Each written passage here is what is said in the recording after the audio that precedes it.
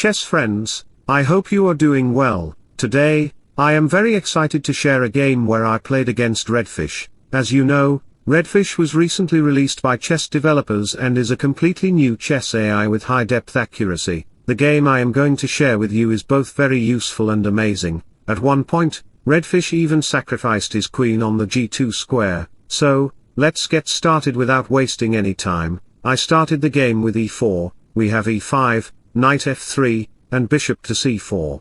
I didn't consider bishop b5, employing the rule of edge. I just played the bishop opening, and after knight f6, attacking the pawn, instead of playing castle d3, or knight c3, I played a very romantic move, knight g5, putting pressure on the f7 pawn. Playing d5 would have been a good move for black because it is the main line. After the capture, the knight comes here, bishop check, and after the exchanges, bishop to d3 will arrive, and this position is almost 0.1. Which means that the game would be a draw with no advantage for either side. That is the reason why Redfish didn't consider d5 in that position. Instead, he played a different approach. It is risky to choose a different approach instead of playing the top line. Bishop to c5 put pressure on the f2 pawn with the knight, and I sacrificed my pawn on the f7 square by capturing it. The king cannot go there, which is why after king e7, Redfish is threatening to play h6 to kick out my knight and grab my bishop with a chilly taste. That is why the bishop moves back, threatening knight f7 as well, to fork the pieces. That is why the rook comes to the f8 square to put more pressure on the f2 square with the knight. That is his plan, and after a couple of moves, I castled. My king is secure, while your king is located in the center of the board, which means it is very vulnerable, and you need several moves to ensure your king's safety. Therefore, the queen comes to the g6 square, putting 100% pressure on the g-file, and h6 may come. So after d3 and a couple of moves later, when knight d5 check arrives, Redfish didn't capture my knight.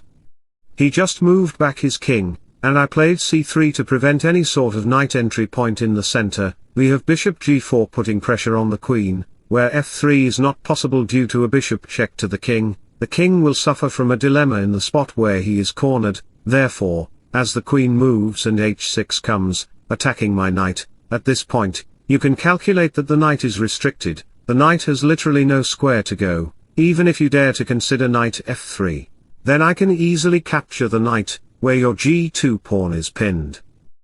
That's the reason why, going back to the position, the knight cannot move. He is just paralyzed by the poison of a snake, and now many chess players might think of considering d4, as it looks like the best move, but after the exchange occurs, knight takes d4 comes on the board.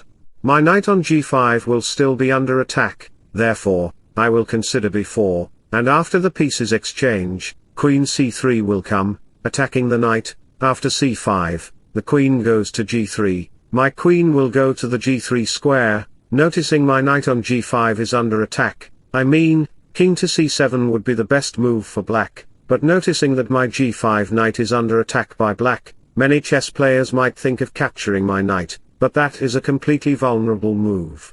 Like writing a love letter to your girlfriend but out of frustration and misunderstanding, burning all the love stories. I will capture the d6 pawn, checking the king and burning your rook. As the king moves, f3 will come, burning the bishop again. As the bishop moves, I will capture it, and subsequently, queen to e5 check will arrive, and as the king moves, I can even burn your pawn on c5, putting pressure on the knight and the rook simultaneously, and you will lose one of the pieces, as you can see, like losing your money in the cashier shop where you are weak at math. Alright. So going back to the position, we discover that capturing the pawn on d4 is a very bad choice. That's the reason why in this position, I played a different approach. Can you guess that move? Try to think a little bit, and if you find knight to e6 check, then you are absolutely right that I am sacrificing my knight. After you capture my knight, I consider knight to a4, putting pressure on the queen and bishop simultaneously, and no matter where the queen goes, it will be destroyed for Redfish. I mean, he has a similar name to mine. My name is Stockfish, and his name is Redfish. I don't know why he chose his name like that. He cannot defeat me no matter what, because if he dares to consider queen f7, then after knight takes e6, and as the bishop moves back to the b3 square, you may capture the pawn, but I will capture the bishop again, putting 100% pressure on your queen, and the position will be in my hand. So, let me share a spiritual quote in sudden with you. When you're fighting the wrong battle, victory is worse than defeat. When you're fighting the right battle, victory and defeat don't matter.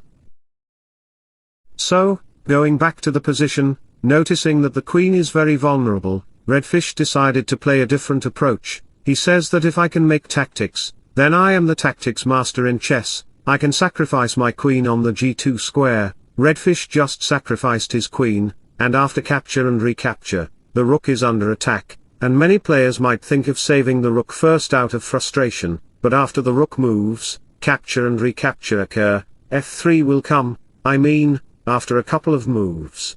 The rook exchanges will occur, and you can see at the end of the day, we have two center pawns, a queen for 3 minor pieces and a rook and 2 minor pieces for 2 rooks, and this position is completely drawable. Nobody will get the throne to rule the kingdom.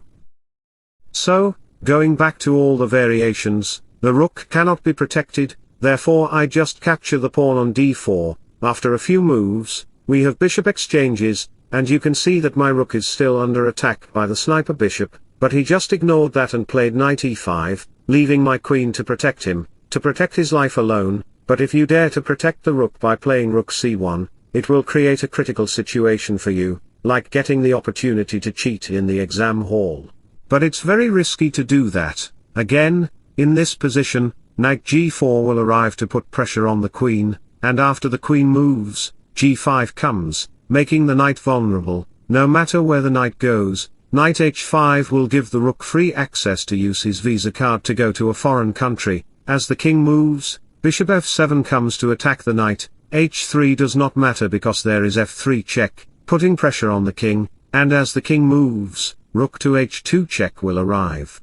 Turning the king into a zombie, I win back my queen, and after knight g3, you can see that it's 2 knights for the rook, rook for rook, and knight for bishop, with black having some extra pawns, making it completely winnable for him. I will lose the game. So, going back to the position, I didn't protect the rook, instead, I played rook a c1, after the knight moves to g4, Redfish tries the same tactical idea, and after g5 arrives, putting pressure on the knight, no matter where the knight goes, if it goes to the h3 square, after bishop captures and rook captures, rook to f3 will arrive, and your queen on g3 will be punished and locked down, the game will be over for me again. So, going back to the position, the knight cannot protect itself, so I capture the bishop on c4, knowing that if the knight captures the rook, I will just capture your knight. Then, after rook takes f4 and a couple of moves later, you can see that I am a queen up and leading the game, but I need to conquer black's position. That's why I'm fast forwarding the game. Black's structure is very strong and supportive, so I need to conquer it, after a few more moves. You can see that we're just doing some chess dances in the chess club, and after rook to g3 arrives on the board, the pawn is pinned. As you can see, the king moves up, and the rook comes here, we have some exchanges, and at the end of the day, we even have rook exchanges. Black is doing a good job, but I sincerely capture the pawn and then capture the b7 pawn. You cannot capture back the pawn because of rook takes e6, that's the problem with your position. So after the king moves, and a few moves later, you can see that we're doing exchanges, and at the end of the day, black has some pawn islands and 2 knights, and this position is completely winnable for me. I won't show you the endgame. Otherwise, the video will be very long. I checkmated him after 25 to 30 moves, as you can see, and I hope you enjoyed the game very much. With that said, don't forget to like and subscribe to my channel. Wishing you all the best. Bye bye, take care and see you soon.